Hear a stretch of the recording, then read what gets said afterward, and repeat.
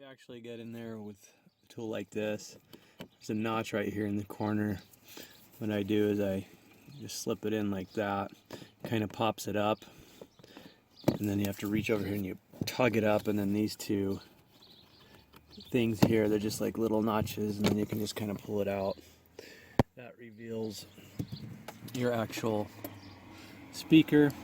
What you're going to want is have like a 10mm, so a 10mm socket wrench. They come out real easy. There's really not much torque on them. You only have to do it a couple times to get it loose, and then you can take it out with your fingers once you get them loose. And the speaker itself, you just kind of can bring it over like that. You can see there's an assembly on here, so you can actually disconnect it right there and pop the speaker out. However, there doesn't seem to be a connector that actually works with this one. So what I'm going to do is just clip the wires right here, and then we'll splice a new wire segment on for the new speaker. So as you can see, I have just a simple tool. We're going to go in here and cut it right there. So once you cut those wires, you can just pull it off like this, and you can see the whole thing is like that. Like I said, you can disconnect it there, but did that on the other side and it didn't actually buy me anything. I ended up having to splice the wires anyway. So this time I'm just going to take it off. So last time I had my own wire, I made it myself, kind of spliced these couple connectors on. This time I went to the shop just over to Best Buy and asked them if they had a connector like this. So as you can see, it's just a wire pre-created that then you can take the speaker itself and you're just going to slide that onto these here. We'll see how it goes on this one. I found that the smaller one is actually pretty tight and hard to get on, so I had to be very careful not to bend that over and break it as I was putting it on. So I'm going to go ahead and do that now. So that actually went on very nicely. You can see you have the two connectors in here. Really is quite simple. Something that I have not added because I've heard the Toyota Highlander head unit is already frequency limiting, but there's an extra inline capacitor that they show as putting on to there. You may want to go ahead and install that. Most people in the forums haven't, so I didn't either. I didn't do it on the other one. Maybe I should, but I haven't done it yet. Thing to mention is it came with some foam. I mounted the foam on the other side of this, so you can see the foam right here.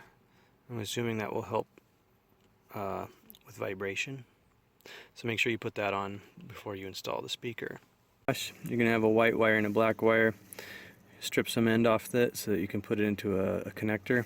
There's also this just a little bit of electrical tape on the end. I'm probably going to end up taking this off on the end and then rewrapping it with my own electrical tape. That's what I did on the other side because it didn't give me enough length of wire to actually work with the connector. So you can see here I've removed that end of that black electrical tape. Now I just need to twist up these ends of these wires here, make them nice and narrow, and then what I'm going to do is I'm going to wire the black to black, gray to gray, and that comes up. Black goes to narrow and the white goes to wide. So that'll just take just a second. This is the connector I'll be using to wire them together. Just something like that. You'll put it in there and then use a crimping tool to pinch it in.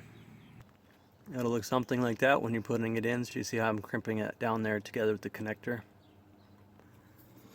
Once you get them all connected, you might have something looking a bit like this. I pinch the connectors in as many spots as I can to try to pull them together, but ultimately you're doing that. It's an 18 to 22 gauge connector. And just because I'm a little paranoid, since it was previously wrapped, I'm going to wrap the ends down here with some electrical tape. So when I'm done with electrical tape, it looks a little bit like that.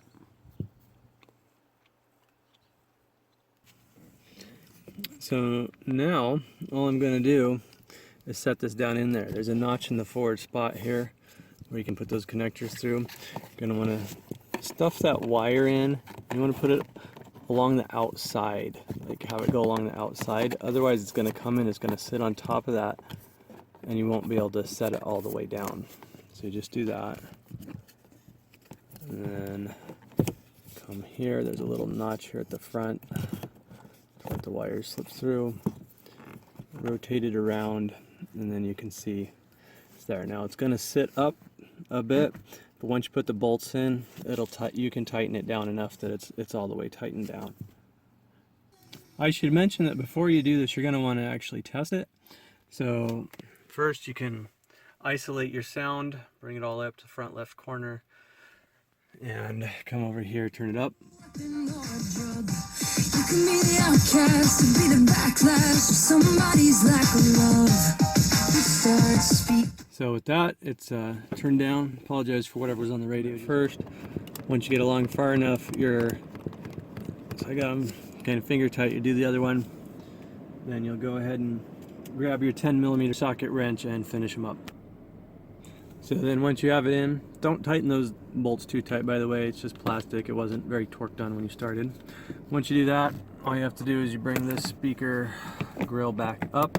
You can see it just kind of fits in. It's got some prongs in the back, so you first slide it in like that. Then you're going to find the slots, get these seated, and then you're actually just going to push it down in. So once you get it lined in and push back in, you have it there. It's installed. Turn your speaker on. And there you go. That's how you do it. Thanks a lot.